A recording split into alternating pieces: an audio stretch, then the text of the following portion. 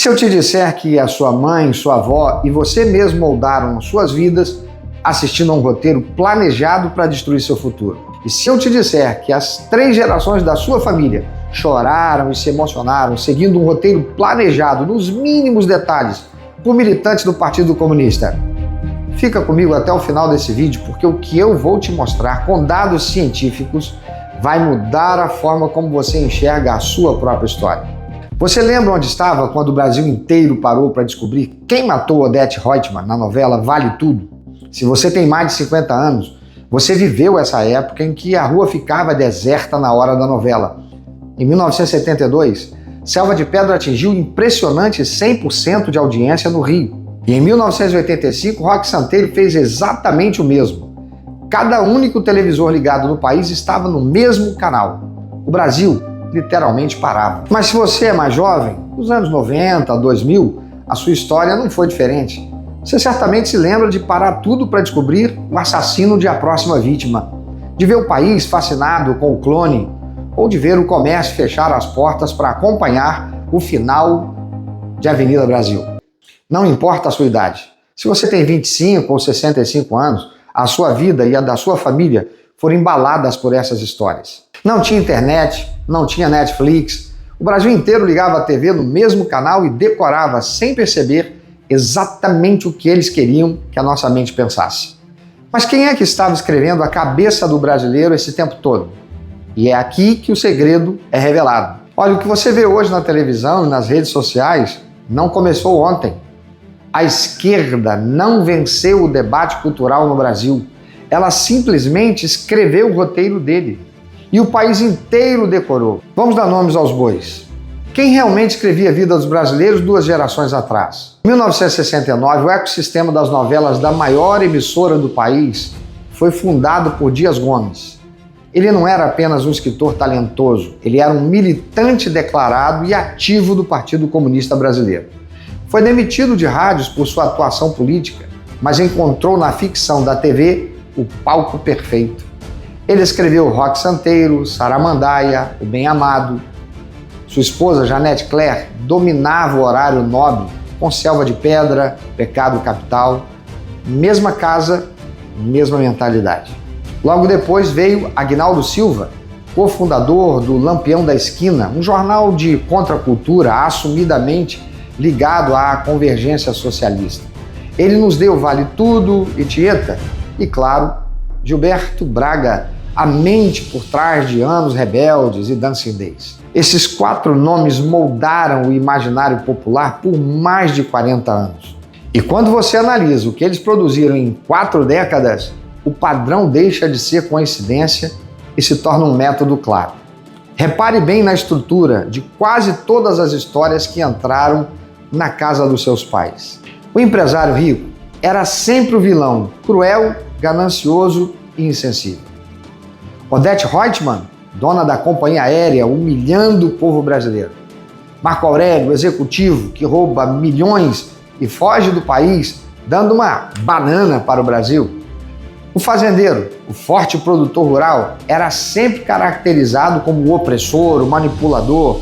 Vide Senhorzinho Malta e seu poder abusivo.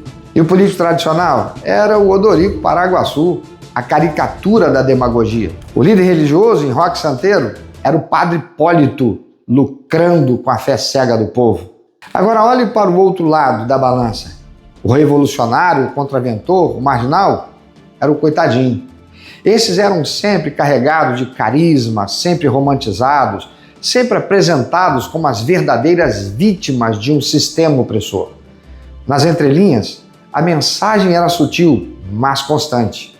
A família tradicional, caracterizada como uma prisão sufocante. A família grande, um sinônimo de infelicidade.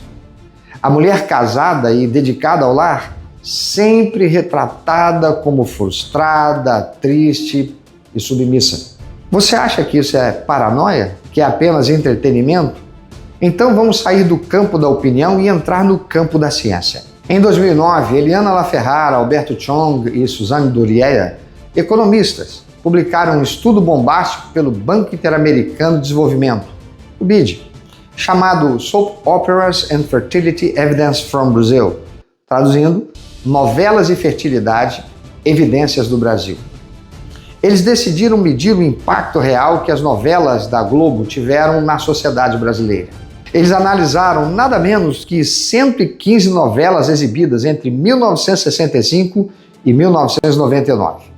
Os dados estatísticos são assustadores.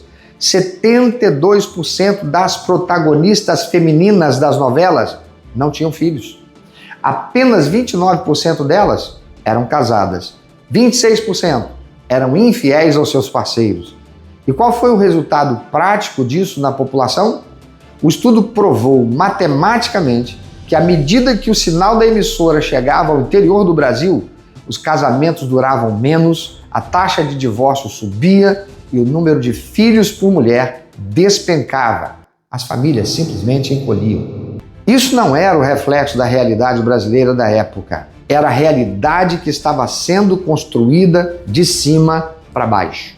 O próprio paper acadêmico cita textualmente que os autores escreviam os roteiros, abre aspas, como forma de transmitir novos valores, críticas a valores religiosos, críticas a valores tradicionais, emancipação, adultério e novos estilos de vida. Fecha aspas. Não é teoria da conspiração. Está publicado, revisado por pares e documentado. Eu vou deixar o link desses papers para você conferir. Então, quando você liga a televisão hoje, ou abre as suas redes sociais e sente aquele incômodo, quando você vê o homem branco e rico escalado automaticamente como vilão da vez, o empresário tratado como inimigo jurado do trabalhador, a religião pintada como sinônimo de atraso e a tradição vista como opressão, entenda de uma vez por todas, isso não começou ontem. Isso começou em 1969, quando um militante comunista assumiu as rédeas da narrativa do nosso país. Dias Gomes e sua trupe passaram 40 anos reescrevendo a mentalidade do povo brasileiro, enquanto a gente aplaudia e chorava na sala de casa. Eles moldaram o que o Brasil pensa sobre família, sucesso, fé e moral.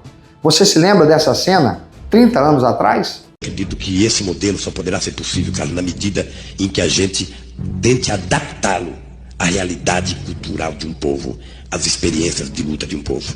Não dá para você pegar o regime cubano, colocar num navio, trazer para o Brasil, decreto-lei número 1, socialismo à la cubana. Não dá certo. Ou trazer o soviético, sabe, através de um avião, chegar aqui e decretar socialismo via Suécia, também não dá certo.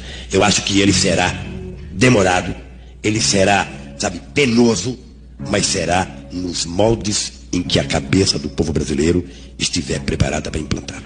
Acredito nisso, trabalho para isso, acho difícil, veja, eu sou tão pessimista que eu acho difícil que mesmo que a gente fizesse a revolução hoje nesse país, depusesse o governo, a gente para implantar esse socialismo levaria quantos 30, 40, 50 anos para implantar num país de tantas coisas como o Brasil. Por isso, ninguém precisa ter tanto medo que não vai acontecer tão imediatamente. Tá? Nós precisamos plantar agora para colher daqui a alguns anos. É nisso que eu aposto e é para isso que eu trabalho. E dessa cena recente? Vocês não sabem como eu estou feliz hoje.